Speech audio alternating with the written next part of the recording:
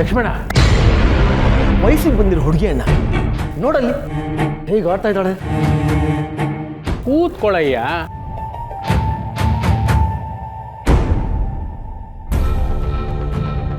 ಅಲ್ಲ ನೀನು ಲಕ್ಷ್ಮಣ, ಗಂಡಸರಾದ ನಮಗೆ ಇಷ್ಟೊಂದು ಇರಸು ಮುರುಸು ಆಗಬೇಕಾದ್ರೆ ಇನ್ನು ಹೆಂಗಸರು ಇದನ್ನೆಲ್ಲ ಗಮನಿಸಿರಲ್ವಾ? ಅದನ್ನೆಲ್ಲ ಅವ್ರು ನೋಡ್ಕೋತಾರೆ. ಸುಮ್ಮನೆ ಇರೋ. ನಿಶಾ,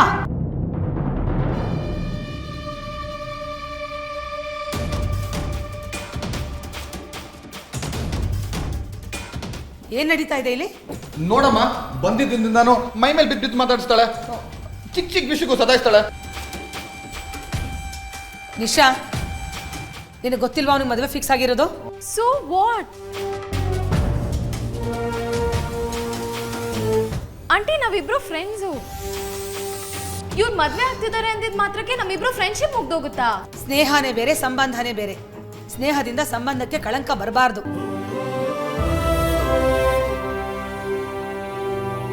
ನೀನು ಅಷ್ಟೇ, ವಯಸ್ಸಿಗೆ ಬಂದಿರೋ ಹುಡುಗಿ, ಮುಂದೆ ಮದುವೆ ಮಾಡ್ಕೊಂಡು ಬೇರೆಯವ್ರ ಮನೆ ಬೆಳಗ್ಬೇಕಾಗಿರೋಳು. ಸ್ವಲ್ಪ ನಯ ನಾಜುಕು ಕಲ್ತ್ಕೋ, ನಿನಗೆ ಒಳ್ಳೇದಾಗೋದು. ಕಂದ ಬಾಪ ಇಲ್ಲಿ. ಚಿಕ್ಕಪ್ಪ ಬಂದೆ.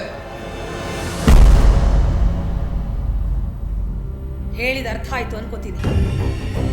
ಇನ್ನೊಂದು ಸತಿ ಈ ರೀತಿ ಈ ಮನೇಲಿ ಏನಾದ್ರು ನಡೆದ್ರೆ ನಾನು ಮಾತ್ರ ಸುಮ್ಮನೆ ಇರಲ್ಲ.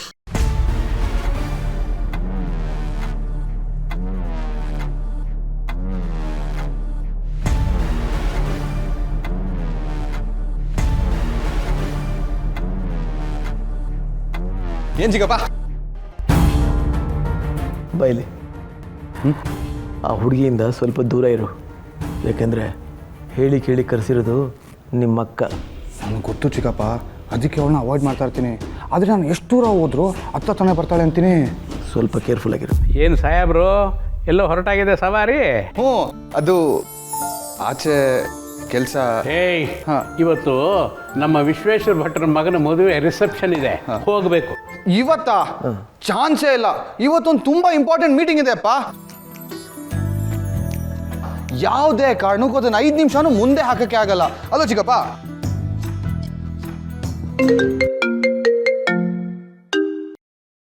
ಹಲೋ. ಅದು ಅಮ್ಮ ಇವತ್ತು ದೇವಸ್ಥಾನದಲ್ಲಿ ನಮ್ಮಿಬ್ಬರ ಹೆಸರಲ್ಲೂ ಪೂಜೆ ಇಟ್ಕೊಂಡಿದ್ದಾರೆ. ಸಾಧ್ಯ ಆದರೆ ಈಗಲೇ ಬರ್ಬೋದಾ ಅಂತ ಕೇಳ್ತಿದ್ದಾರೆ. ಅದು ಆ್ಯಕ್ಚುಲಿ ಇವತ್ತೊಂದು ಇಂಪಾರ್ಟೆಂಟ್ ಬಿಸ್ನೆಸ್ ಮೀಟಿಂಗ್ ಇತ್ತು. ಸಾರಿ, ನನಗೂ ಮನೆಗೆ ಬಂದಮೇಲೆ ಗೊತ್ತಾಗಿದ್ದು. ಪ್ಲೀಸ್ ಬರ್ಬೋದಾ? ಪರವಾಗಿಲ್ಲ ಬಿಡಿ, ಅದನ್ನು ಇವತ್ತು ನಾಳೆನೋ ನೆಕ್ಸ್ಟ್ ಇಯರೋ ಮಾಡ್ಕೋತೀನಿ. ಯಾಕೆ 60 ವರ್ಷ ಆದ್ಮೇಲೆ ಮಾಡ್ಕೋಬೋದು, ಷಷ್ಠಿ ಪೂರ್ತಿ ಆಗುತ್ತೆ. ತಪ್ಪಾಯ್ತು. ಹಲೋ. ಅಯ್ಯೋ, ಅತ್ತೆ ಕರೀತಾ ಇದ್ದಾರೆ ಅಂದಮೇಲೆ ನಾನು ಬರ್ದಿರೋಕ್ಕಾಗತ್ತೆ. ಖಂಡಿತವಾಗ್ಲೂ ಬರ್ತೀನಿ. ಅಲ್ಲಿ ಸಿಯುದೆ. ಬಾಯ್. ಬಾಯ್. ಏನಂತೆ? ಬರ್ತಾರಂತೆ. ಬೇಗ ಹೋಗಿ ರೆಡಿ ಆಗೋ. ಹಾಂ.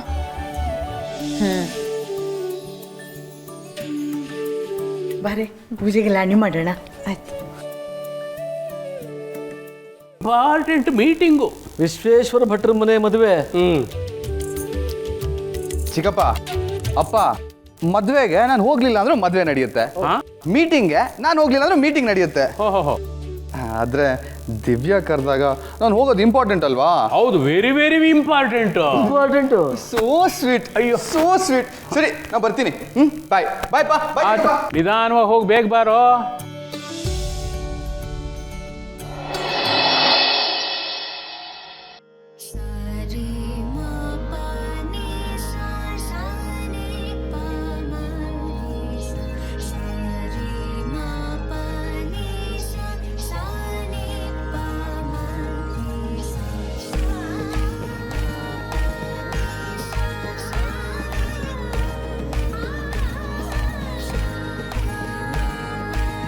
ಅಯ್ಯಯ್ಯೋ, ನನ್ನ ಜಾಕೆಟ್ ಅರ್ಧ ಹೋಗಿದೆ. ನಮ್ಮ ಏರಿಯಾಗ ಬಾ, ಅವಾಗ ತೋರಿಸ್ತೀನಿ. ಯಾವ್ದು ನಿಮ್ಮ ಏರಿಯಾ? ನನಗೆ ನೀವಂದ್ರೆ ಇಷ್ಟ.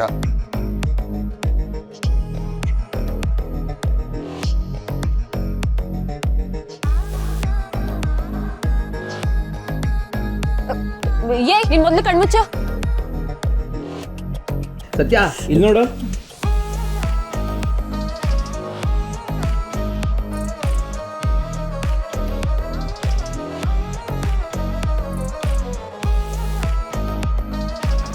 ಸತ್ಯ ಸತ್ಯ ಯಾಕ್ರೋ? ಏನ್ ಸತ್ಯ ನಿನ್ನ ನೀನೇ ಟೈಟ್ ಮಾಡ್ಕೊಂತ ಇದೆಯಾ ಅನ್ಸುತ್ತೆ. ಏನಿಲ್ಲ ಕಣ್ರೋ. ಯಾವ್ದೋ ಲೋಕದಲ್ಲಿ ಇದೆಯಾ? ಎಲ್ಲ ಸರಿಯಾಗೈತೆ ತಾನೇ? ಎಲ್ಲ ಸರಿಯಾಗೇ ಇದೆ. ಮತ್ತೆ ಪ್ರತಿದಿನ ಅಮೂಲ್ ಬೇಬಿ ಇದೇ ಏರಿಯಾದಲ್ಲಿ ಕಾಣಿಸ್ಕೊಂತಿದ್ದ. ಇವತ್ತೇನ್ ಪತ್ತೆ ಇಲ್ಲ ಅಂತ ಯೋಚನೆ ಮಾಡ್ತಿದ್ದೆ ಅಷ್ಟೇ.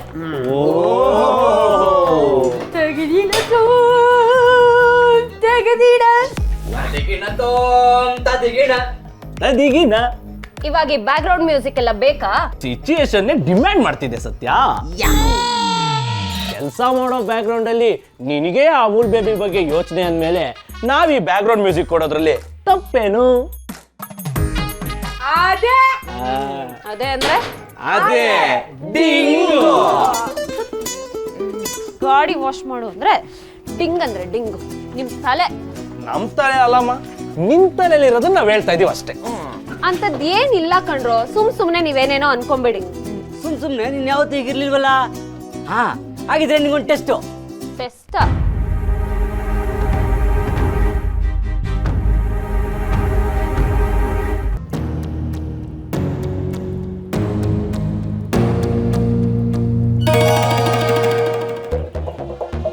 ಇದು ಮುಗಿಯೋಷ್ಟರಲ್ಲಿ ಅಮೂಲ್ ಬೇಬಿ ಇಲ್ಲಿಗೆ ಬಂದ್ರೆ ನೀನು ಪಕ್ಕ ಡಿಂಗ್ ಆಗಿದೆ ಅಂತಾನೆ ಕನ್ಫರ್ಮ್.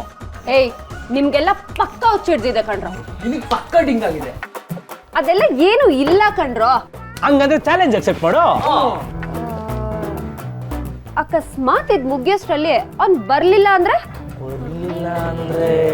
ನೀವೆಲ್ಲ ನಂಗೆ 500 ರೂಪಾಯಿ ಕೊಡ್ಬೇಕು.